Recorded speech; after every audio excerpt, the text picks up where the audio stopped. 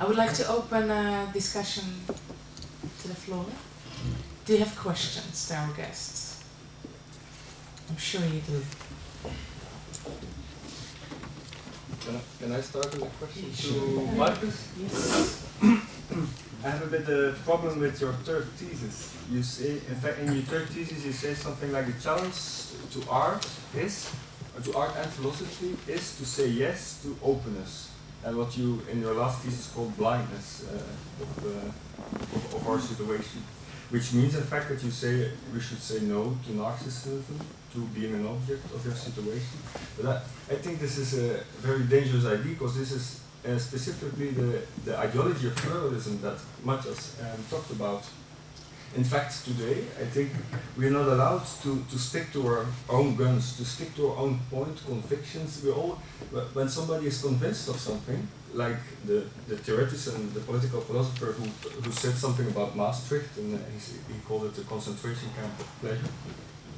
Immediately, the confrontation was, and how can you say this? How can you not be open to what is happening in our situation in Maastricht? Of course, we are a historical city, but so what can we do today? We have to exploit this historicity of our city, etc. So my question would then be to you: is there a good narcissism possible? Somebody who really sticks to his own conviction, and not just in the personal sphere, but really on the political sphere, because it is Chantal Mouffe who said, the position of the partisan is not possible anymore. Yeah, but first of all, I think there's a kind of misunderstanding, because when I say, when I'm speaking of self-transgression of the subject, and I say with that the subject is open up, that's right in English, to that dimension of closure, as I say. And when I'm defending the subject of decision, then I mean precisely this, to take the risk to go beyond this kind of pluralist relativism, and I read Zizek and all these, I know these positions, and of course I think you can find it in every crucial position in the whole history of philosophy. You can find philosophy started with that, with the fight against the doxai, in Plato if you want, against the opinions, against this kind of relativism, against sophism, but you and Zizek are the latest ones, with Plato, are not continuing this fight, and they are not very original by doing this, but in a way I understand they have to do it now at the moment against the relativism of postmodern tradition and so on. So, and okay, I totally agree with that. I think I agree. Agreeing with that, I agree with the whole history of philosophy, as I agree with each philosophy 100%. With every philosophy that is a real philosopher, I agree only 100%. You can't say, like with love, like I said, with responsibility, you can't love someone 30%, or you can't say, in that situation I was 70% free, but there was a lack of 30%, and that's why I react so bad, opportunistic, stupid, and so on. I don't believe in that. I think you're always 100% responsible, 100% free, and you always admire and love 100%. So, and that's my relation to this philosophical tradition. And I think to love in that hyperbolic way means to be open to the dimension of decision and to decide for something. To decide for something and then finally to pay. You can't have this and this, but you decide for something else, and then you have to pay for this decision. And so it has nothing to do with that ideology of with this kind of perspectivism and this ideology of that's what I would call narcissism. The narcissism of the child is not to accept that you have to pay. You have to pay your parents, and you won't, and the parents say, okay, in the supermarket you can have this chocolate or ice cream, and the kid might say, no, I want both, and but because, and anyway, the parents has to pay, and of course it's not you have to pay. You have to choose. You have to make. That would be a choice, but in that example.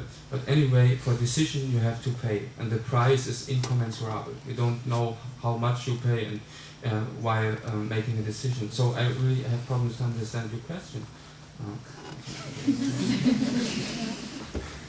Yeah, but to continue, I understand that there's this moment in which one has to choose for something one doesn't understand or one fears to do, but still there seems to be some kind of romantic about that. You know, the fact that you always have to sort of choose for the what you don't understand, for this constant self-transgression. I mean, which is of course Zizek's criticism on Badiou, that he sort of says, well, you have to take a decision and this and that, but it's almost something which lacks a certain calculation after this decision. You know, it's almost as if okay, we decide to how should I say, criticize this political movement, and we're very brave in doing that, but we don't want to, for instance, well, I mean, it's also perhaps sort of critical comment to sisters' democracy, so let me explain it in those terms. One chooses as an artist to stand up against sort of Swiss fascism, or however you want to call it. And that decision is very brave. It has consequences, which are, it puts in question the role of culture, the state subsidizing culture, etc.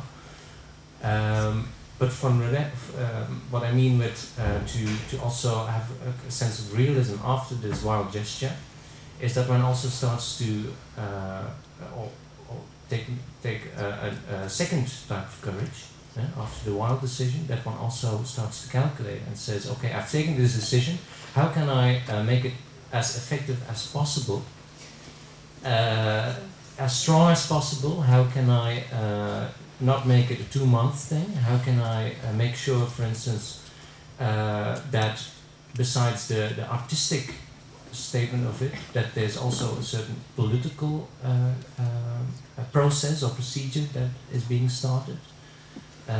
Because you stress a lot, it's about the form, it's about, that's what I'm an artist, that's what I do, aesthetics, etc. But it can very quickly run to sort of fetishization of protest. I think the sort of event, you use the same type of tape that activists use, you copy these articles, and it all looks very anarchistic, but the question is, how can you make it more than an aesthetical thing? How can you make it more than the aestheticization of the activist, sort of resistance? Because then how should I say it? That's on the level of art. On the level of politics would be the question: how can we organize this resistance to what is happening in Switzerland in such a way that we can mobilize people, in such a way that we can grow a movement, in such a way that this resistance is not, can last for a longer time than just the limits of an art event. And I think that demands a lot of courage also. It's something that already borders with political activism, probably, you're calling for. You talk more about political activism at this point. Yeah, but I'm thinking that's possibly an interesting distinction one could try to make, or abandon, between political, critical, artistic practices and political activism. I would assume there's a clear difference between the two positions, while what you're calling is to pull from one field to another. Or am I mistaken? Maybe somebody else wants to. But I think so, because the name Badiou was mentioned a lot, and I think Badiou is very clear. We have registers of truth, we have art, politics, this and that. What I want to question is there's a certain disciplinarity about such a position. It says art should not try to really be political or whatever. No, it should be political within its own field. Okay, and then the danger lurks of being merely symbolical, merely aesthetical, merely that. I think maybe the true courage would be to much more play on that in-between line between art and politics, and start to question the disciplinarity of the two fields as such. I sense some unrest here in the audience. Is there somebody who wants to react? No. Use the mic for the sake of recording, please. I just want to say something small, that I think there is something to criticize into all the Dutch thing. It's exactly this thing of fear of things to be merely symbolic or merely poetic or merely aesthetic. I mean, it seems like when something is, it addresses the problem of form, it seems that it's fetishist, and it's like that's a very weird assumption. In a way, I mean, we are artists, so it's like you cannot stop. Form is important, but I don't think it just has to be just form. But it's obviously not just form in his work. I mean, it's not the question even. Yeah, but he constantly stresses. I mean, he's an artist. It's about form. It's about aesthetics. It's that's how an artist thinks, etc. So it's really a lot of assumptions about what art is and how an artist should deal with political issues. It should be reflected in the aesthetics, etc. So the question is, can we debate about that? Or is that some holy principle that art should always operate within its own register?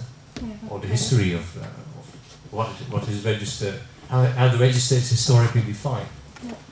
Does somebody from the panel want to read to Yes. I mean, I would like to, I cannot, I'm sorry, I don't think I'm able the whole complexity to work out of these questions. But for me, in my head, and I really did act like this, and this is form, For example, my boycott is very stupid. I said, I refuse to exhibit in Switzerland, geographically, yes. I didn't say, for example, I don't take Swiss money, I really said geographically, I don't want more exhibit in Switzerland, myself. I didn't say I appeal to a boycott, etc., etc. And I gave the conditions why I do it. So of course, very quickly what arise, my colleagues said, yeah, but you also are profiting of the system, blah, blah, blah. But I didn't say I'm not profiting of the system. I said, I don't do more exhibit in Switzerland since and so long as this xenophobe, pre-fascist and demagogue politician is elected by the parliament. That's what I said. And and it's very important to stand on this point. And this is form.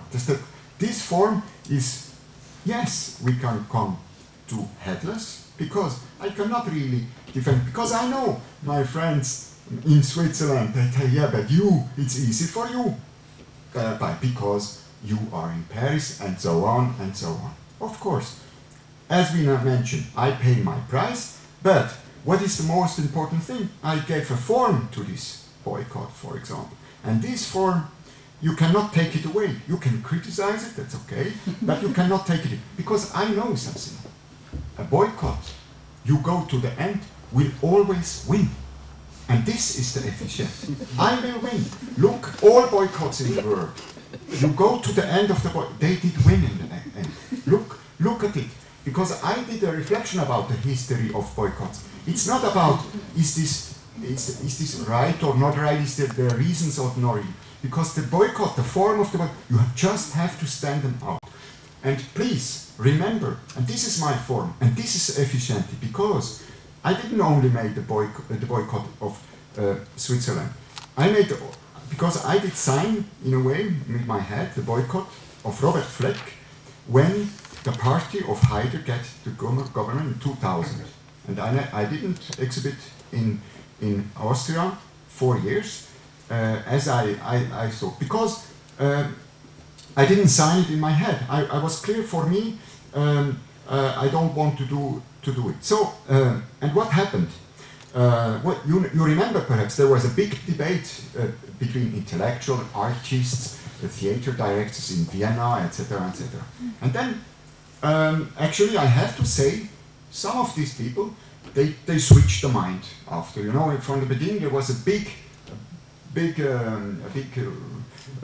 reaction, and then they switched the mind. They say, no, finally I can fight better from inside. I have nothing against this argument. No, so do it. Okay, but I didn't say I will fight from the inside. I say I don't want more exhibit inside. So this is the form, and this is what I think is, from my side, the most effective. I believe in it, and when I stand it out, I will, with my form, with this form, have this success of that the boycott goes to the end. I wonder whether the case of Robert Fleck is interesting to argue the notion of boycott, precisely because Robert Fleck accepted appointment of the government. He protested to curate Austrian Pavilion at Venice Biennale just before the government was dismissed, the government he opposed. So those are quite interesting things, especially in connection to what you just said about boycotts, that you always win, you know, that the form is there. But somehow, in the case of Robert Fleck, after the initial discussion, it indeed mobilized a lot of thinking internationally, which I think was absolutely interesting and important. But the truth of that boycott was not, you know, lived till the end. That's. Yeah, I mean, this is the proof that this was not a boycott, because a boycott can only go to the end. Yeah, but is a boycott more than just a fair?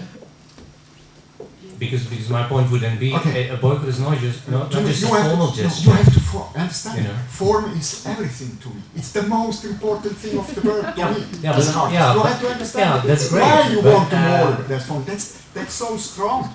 Yeah. That's the strongest thing I can do. That you have to accept. As an artist, form is the most that I can do. That's not more. So why you ask for more?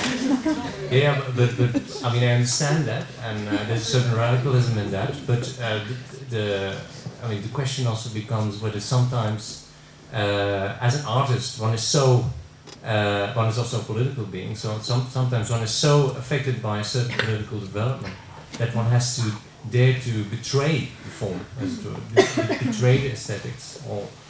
You know, sometimes one stays true to something, or in order to stay true to something, one also has to sometimes dare to betray one's own causes. But yes, I'm going to have people from audience react. Andrea first. Thank you. Sorry, my colleague.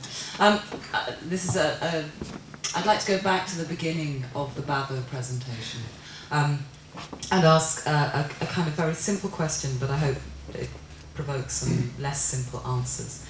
I'd like to ask BAVO about the presupposition of conflict at the basis of the presentation today.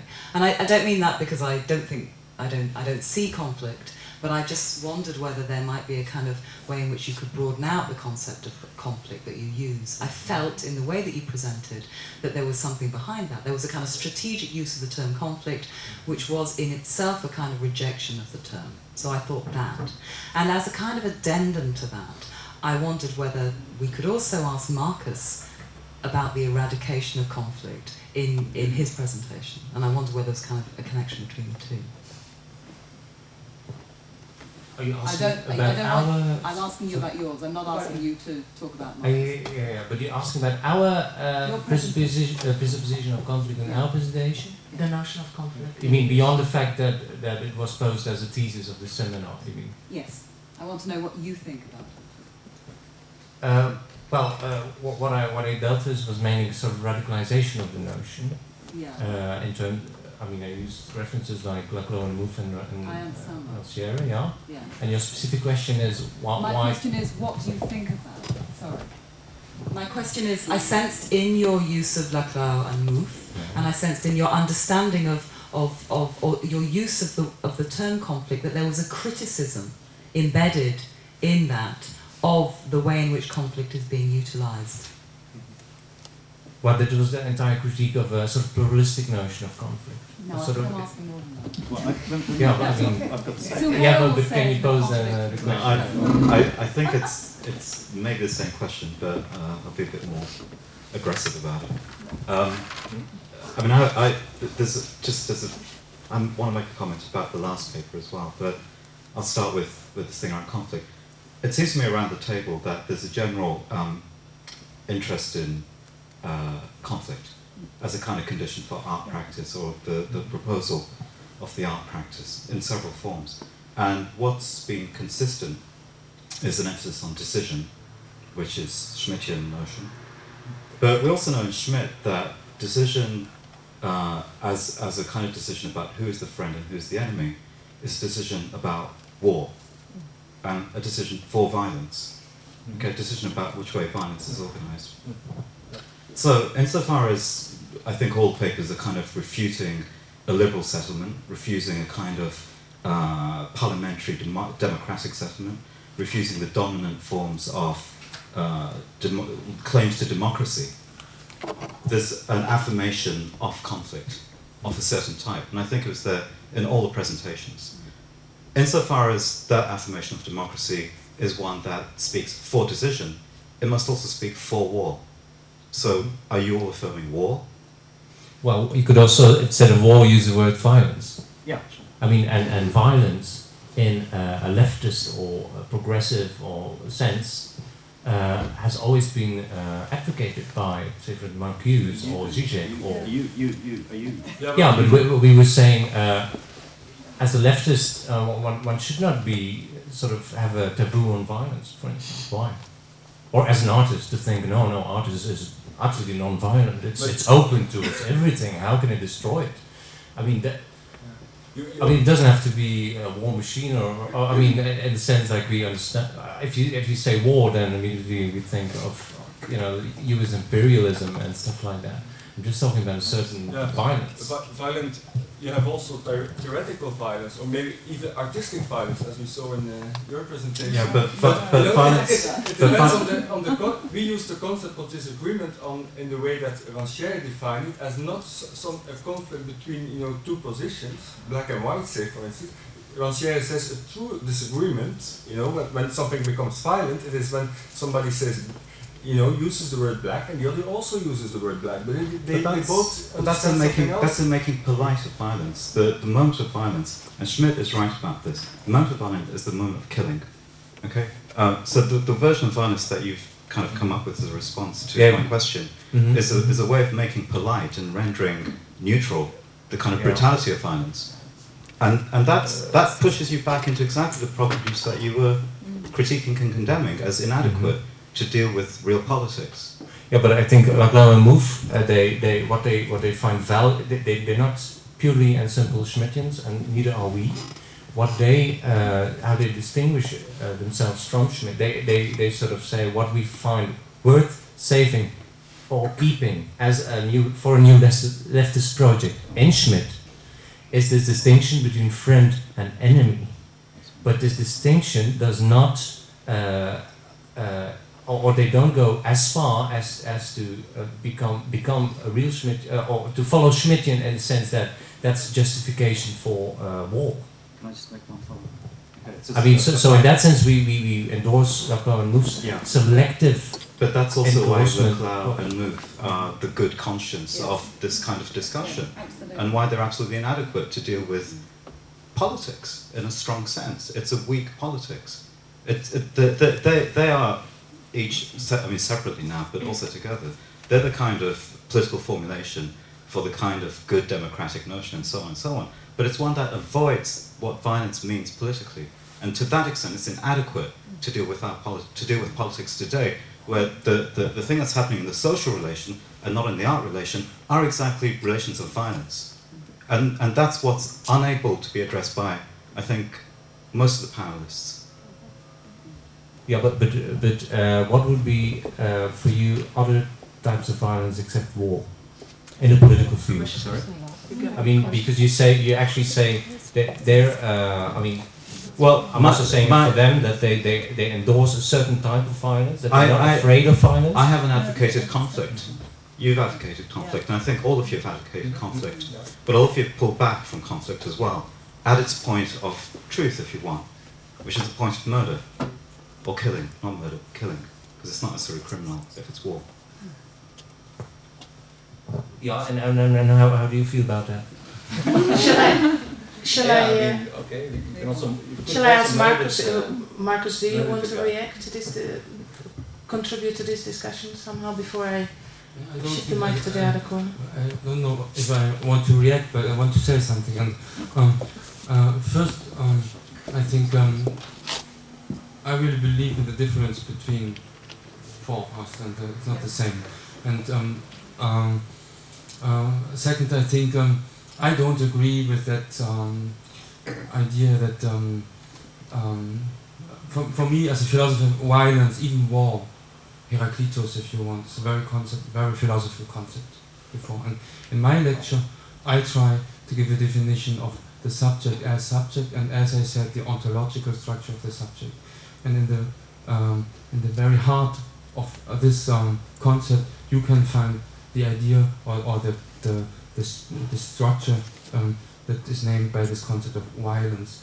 And a decision as a decision, that's the word, to cut something and to divide. Of course, there's violence in each decision, so the decision is not for violence or against, but the decision as such is a violent act. And I really believe, and that's not fleeing anything, it's not fleeing anything, and in some situations I'm sure you have to go to the end, even if it, and you cannot avoid, you cannot accept this last horizon of the life of the other, like in Christianity, of course, in some very, very specific situations. But that was not the question for me. For me, first, it's the question to give a definition of what is philosophy, what is art. And if I understand Thomas, for example, I don't make an interpretation of his work, but for Thomas, the definition and the definition he gives with his work, first, of course, is that art is an affirmation and an assertion of form, and in the strong sense of the word, like he showed us. And for me, it's totally evident and clear. And I believe in philosophy, or I'm defending philosophy, and my definition of philosophy would be: philosophy is an assertion of truth, and truth is, of course, not certainty, but it's the concept, or the name for the limit of the certainty system, what I call the universe of facts or reality system. Okay, but I really, the self-affirmation of the subject of philosophy implies, of course, a kind of violence. And this violence, what I call primordial self-transgression, is speaking about this violence. And this violence is first the violence against myself, against my own object status, by being nothing but an object of established structures and so on. So by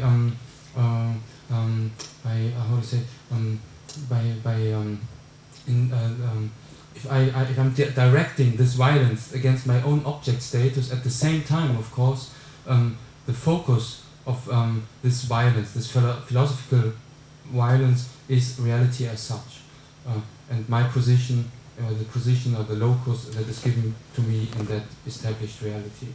And so, of course, I really believe in a philosophical concept of violence, and I believe in philosophy as violence, and I don't have any problems of this. And for me, it was very important. I think that was a misunderstanding, but I said it before.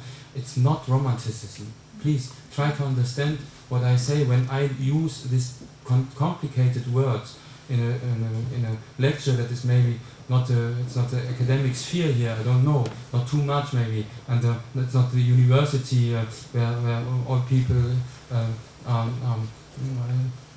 dealing with these philosophical concepts like ontology. I don't know, but I think when I say the ontological structure, then I mean that it's not the romanticism of self-transgression. What I say is the subject as subject already has transgressed itself towards the dimension of non-subjectivity. It is nothing but the scene of this conflict between these two orders of subjectivity, of being, it's a state of being a subject, and this limit or this dimension of incommensurability.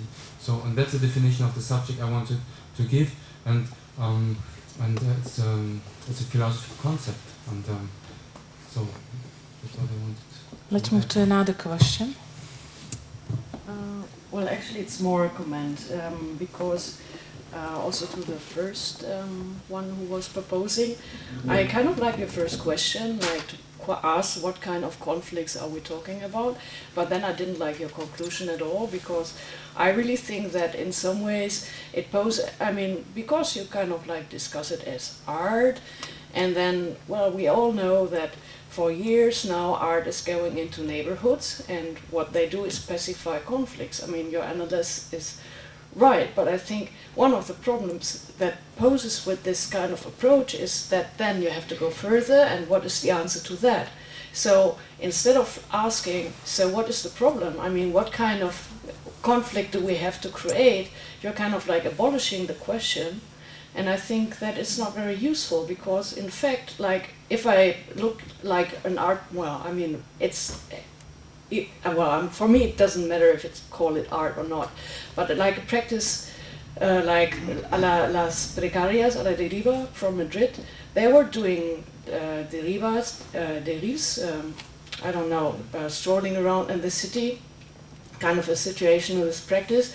And for them, for example, to create conflict was one of the basic approaches. They wanted to create conflicts, but on places where society was leaking or not functioning or doing violence to subjects, or maybe they are not subjects, I don't care. But I mean, what they wanted to show is how people were acting in a field that is conflictuous and how they propose solutions. So for example, to steal things, I mean, that's a solution to a capitalist market or things like that. So in fact, I mean, to replay a question in such a way as you did, and then come to the conclusion that, I mean, art actually should just concern itself with itself. It's for me, it's kind of like a backward 19th century answer. Yeah, but I didn't really say that art should either concern itself only with itself or abolish conflict. What I wanted to do is radicalize the notion of conflict. So, in your example of stealing, that would be a much surer way of being conflictual than I mean the kind of actions I spoke about, which would never go that far. Because there is a consensus today that even if you are disadvantaged, a disadvantaged group living in a problem neighborhood, you cannot transgress the law of property. And stealing is transgressing the law of property, right? So, surest way to really cause a conflict is to transgress that law. So, I mean, that would be a good example of the type of conflict that we would prefer, because immediately it poses a lot of question about democracy, the fact that it is not just democracy, but it's what you call parliamentary capitalism. You have certain spheres of life, such as the property relationships, who are not democratized, or who that have people have acquired this wealth in a non-democratic way. But that is never questioned. Democracy only concerns issues that do not touch upon questions of how the wealth today in the world has become so unevenly distributed. So I don't know. I mean, to just correct this, I did not say art should be non-conflictuous or should abandon the notion of conflict. I said it should abandon a certain type of notion of conflict, which I've called pluralist. And secondly, important is that I said it should perhaps dare to become non-democratic. That's something else than non-conflictuous.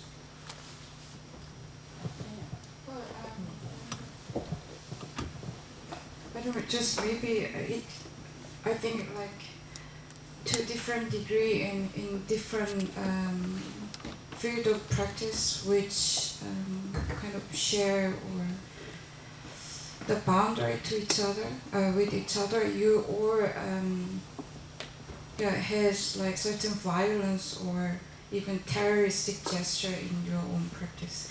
But my question, well, maybe you can oppose it. But my question is maybe like first to Marcus, like could you consider like political consequence of your ontological idea of transgression and excessiveness and violence? Like also maybe we can think of that example of Bataille, that we don't know exactly this headless state that Bataille wanted to make with this concept of Asafar was real or symbolic. And I believe like symbolic power, but I don't know whether we really want to go to the end. If this end means political or political. I think, and that was my hope maybe, that the political implications of what I said as a philosopher, speaking about ontological structures and dealing with that question like I did, that they are obvious. I think I'm not here because I'm refusing this gesture of you, for example. Nobody asks a biologist why are you not a sociologist. It's a little. I don't understand this, and I think whatever or whatever. And I think we all. My impression is. My hope is I just speak of myself, and my hope is that I'm aware about the political implications of my work as a philosopher, as a human being. And if you read my books, if you hear what I try to say, very rudimentaire, I understand, and I hadn't. But I think I try to be aware about the political implications of my work and of my being in this world at that moment and here today at that panel discussion, whatever.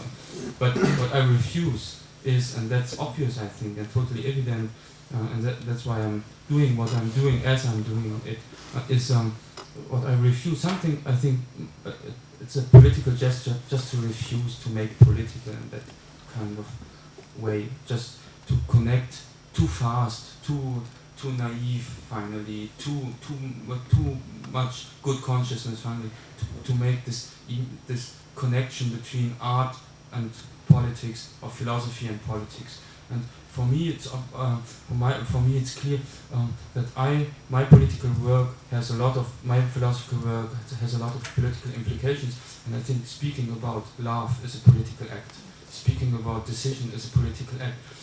But I cannot help you if you want to know how would you react in that decision, in that situation, in that crisis situation. That is the situation where you have to decide. That's the definition of the crisis. And I cannot say how I would, and I don't know what art should do. I don't like this kind of rhetoric. Art should do. No artist needs such kind of advices, please. Not a good artist. No philosophy needs, and nobody needs this kind of should do.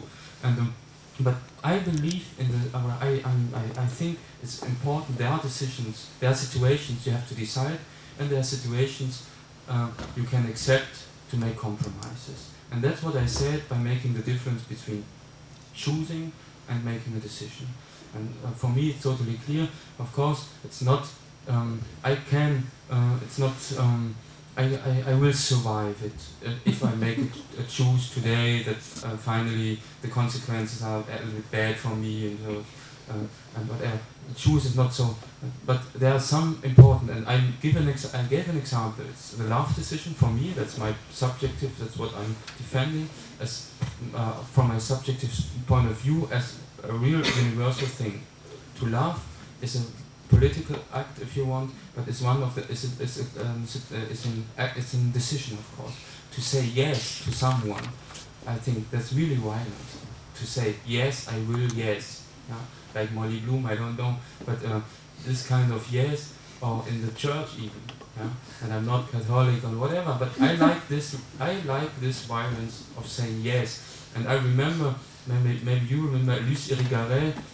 She made a work with Hans Ulrich Obers, I don't know, 10 years ago at the museum in Paris, I don't know, Musée d'Art Moderne, and she made something very stupid, I think, and because she wrote at the wall, Je t'aime, bien sûr, and in French it's Je t'aime, we all know that, and okay, there's a phallic gesture of objectivation, a subject objectivation, an object, a female or not, and saying yes, I love you. And to avoid this, she wrote J'aime à toi, to take out the violence of, and I think she took the whole dignity of this act by, and I really think philosophy has to do with, and even that's the definition of to pay. To pay means to pay for the violence, to accept this, this affirmation of the violence without knowing all consequences finally. And you cannot love with guarantees. There are no guarantees, and that's why you have to take the risk.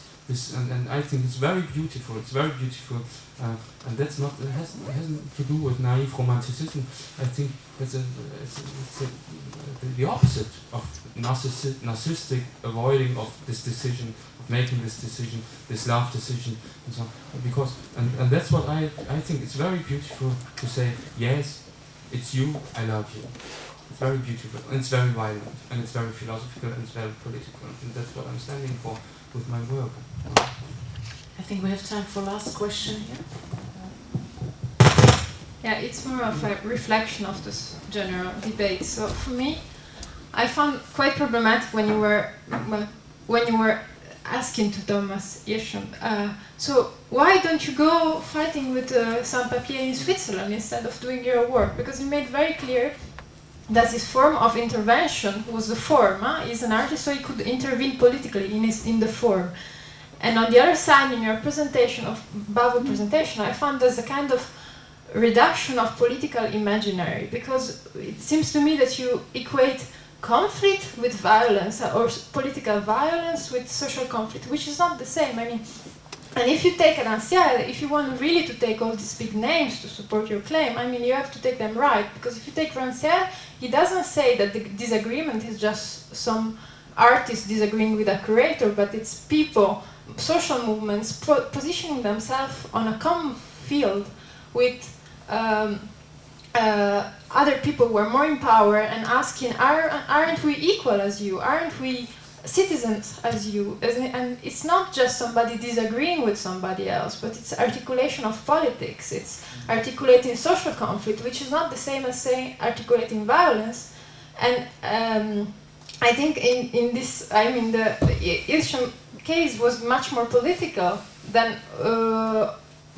a presentation that meant to be political, but in the end I found it was a lot of reduction of political imaginary more than amplifying our, and I think the fascination with violence is a problem if you don't take it to the reflection until the end. And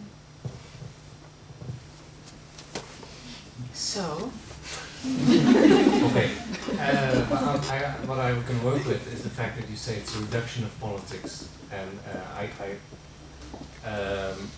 I actually agree with that. That in a lot of I would say artistic gestures of resistance, there is a reduction of politics, and that's what I meant when I referred to Hirschhorn's work, in the sense that perhaps it is too much art, and too less politics. It's too much art. Well, it plays too much on the register of art, form, aesthetics, that kind of decision. Not a level of politics, which is, as suggested, much more about organization of people to obtain certain political goals. I'm going to allow one more comment now from the floor. I wanted to end this. I think we're of the opinion that there's a lot of similarity between politics and poetry. Thank you.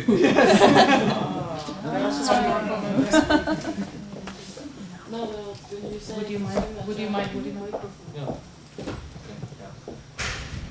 When you were talking in your lecture about and I'll speak. Thank you. When you were talking in your lecture about artists, those artists are doing this, those are doing that, there was a very big difference between the way you describe or how you talk, or what was your point of view or point of departure than the other two people that spoke today. When Hirschhorn was talking, he was actually asking what is he doing, what is his art, why he's doing it, and from where it's coming. When Marcus was talking, he was talking about what his philosophy for him, and why he's doing, and what he's doing, and what are the tools that he tried to reach. When you were talking about those, for me, social worker that doing something, because in all your lecture, that's the only thing that you could explain. You gave me all the definition and all the explanation why it's social worker, and when you enter into art, you just claim it's art, and that's what it's finished. And for me, that was the difference between when Hirschhorn's talking about form, or when you're suddenly coming with a statement of too much art. You are, and this term of art, so I still don't understand. Well, it's what Marcus referred to as going beyond the narcissism. But maybe to only talk about your own discipline, art or philosophy. Isn't that the ultimate?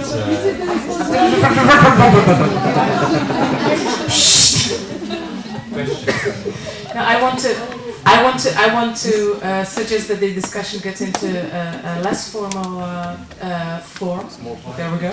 More violent. We're joking about Sartre's lecture before this one. However, my question is what comes after being critical? And I'd like to end this on the positive tone. And I wanted to ask, after all this criticism, you said what is incorrect in art. Could you articulate, not in the form art should, but what in your own imagination would be a sort of artistic critical practice that could fit the scheme you sketched out for us? I'm not going to mention any names, but I think the basic question that we wanted to ask is, what would an art be that, in a sense, what we said is one takes a decision and one has to go to the end. As an artist, one is also a political subject, so one might be provoked by certain developments within the field of politics. So of course, as an artist, one will, in the first instance, react in the realm of what you are, what you know, what you have become. Okay, in that case, an artist. But the question is, does following the decision to the end that you made of I'm going to resist this, can it also lead, going to the end, as an artist, can it also mean to transgress what art is, and especially the limit, the border, the disciplinary limit between art and politics? Thank you, Thomas. Thank you, Marcus. Thank you, BAVO. I'd like to thank you for coming, joining the discussion. Again, we can continue upstairs.